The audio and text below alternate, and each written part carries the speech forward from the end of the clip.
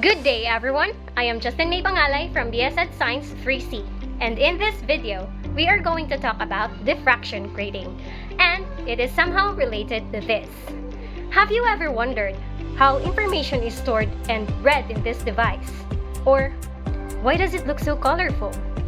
Well, the answers to these questions lie behind the concept of diffraction grating. In Thomas Young's double-slit experiment, a beam of light is aimed at a barrier with two vertical slits. After the light passes through the slits, the resulting pattern is recorded on a photographic plate, and the interference pattern can be observed as shown in the picture. In the case of diffraction grating, hundreds or even thousands of slits are used. Hence, diffraction grating is an optical device with a coated surface of very fine lines used to separate incoming light into their corresponding wavelength. The surface of a CD actually look like this, but are very small, which makes it impossible to see through the naked eye. This is why we can see color patterns in a compact disc or CD. The visible light is separated into its wavelength components, which can be seen through the rainbow pattern of color. Notice that if I move the CD in a different angle, the colors also move. When light waves reflect off the ridges on your CD, they overlap and interfere with each other. Sometimes, the waves add together, making certain colors brighter, which is a constructive interference, and sometimes they cancel each other out, taking certain colors away, or the destructive interference. In solving problems for diffraction grating, we can use this formula. D sine theta is equal to m lambda, wherein d is the distance between the slits, which is also equal to 1 over n, and n is the number of lines per meter. Theta is the angle, m would be an integer known as the order of the grating, and lambda is the wavelength. Here in the diagram, we can see the interference patterns.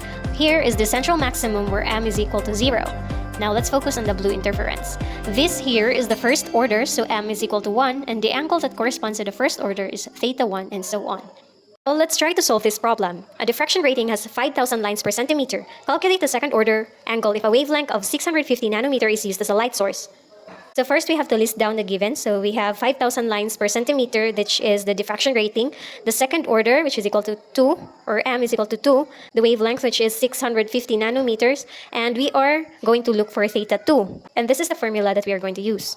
For the solution, we have to solve first for d, since d is still missing. We are given here 5,000 lines per centimeters, and we have to convert that first to meters. And here we get 5 times 10 to the power of 5 lines per meters.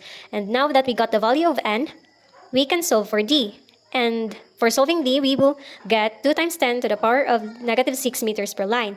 And now that we have the value for d, we're going to plug in all the values to the formula. And by that, we will get 40.5 degrees for the second order angle. How significant is diffraction grating when it comes to the function of CDs? Or how does CD store information and how is it read? The surface of the CD contains one long spiral track of data. Along the track, there are flat reflective areas and non-reflective bumps. A flat reflective area represents a binary 1, while a non-reflective bump represents a binary 0. The CD drive shines a laser at the surface of the CD and can detect the reflective areas and the bumps by the amount of laser light they reflect. The drive converts the reflections into ones and zeros to read digital data from the disk. This is not the only practical use of diffraction gratings. Recently, astronomers utilize diffraction gratings for astronomical spectroscopy, wherein diffraction gratings, when coupled with telescope and spectrometer, it allows scientists to analyze the spectral properties of celestial bodies. And that's it for this video. Thanks for watching!